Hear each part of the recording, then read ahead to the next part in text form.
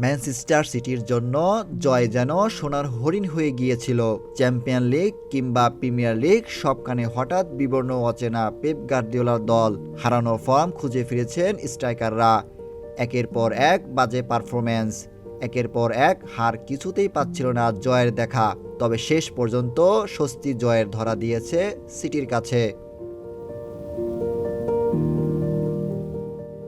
সিটির মাঠে রোববার প্রিমিয়ার লিগের ম্যাচটি 2-0 গোলে জিতেছে পেপ গার্দিওলার দল। ম্যাচের পর স্কাই স্পোর্টসকে গার্দিওলা বলেন, আমাদের সবারই এটা দরকার ছিল। স্বস্তি এটাই আমাদের সকলে অনুভূতি প্রকাশ করার শব্দ। আমরা অবিশ্বাস্য কিছু করেছি এবং এখন আমরা খেলা জিতেছি, সংগ্রাম করেছি। তাই এখন এটি কেবল স্বস্তি। ৭৪ মিনিটে সিটির হয়ে দ্বিতীয় গোল করেন আর্লিং হল্যান্ড। এবার তাকে অ্যাসিস্ট করেন প্রথম গোল করা সাবিনহো। ডি বক্সের মাঝখান থেকে দুরন্ত হেডে গোলবারের বাঁ পাশ দিয়ে লেস্টারের জাল কাঁপান নরওয়েজিয়ান ফরোয়ার্ড। এ নিয়ে ৫ ম্যাচের পর জয় দেখা পেয়েছে সিটি।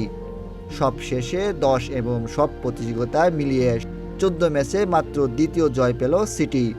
অবশ্য এই জয়ের লিগ টেবিলে ২ ধাপ এগিয়েছে তারা। ১৯ ম্যাচে ৯ জয় ও ৪ ড্রয়ে ৩১ পয়েন্ট নিয়ে আপাতত পঞ্চম স্থানে আছে দলটি। আশিক এলাহী, প্রতিদিনের বাংলাদেশ।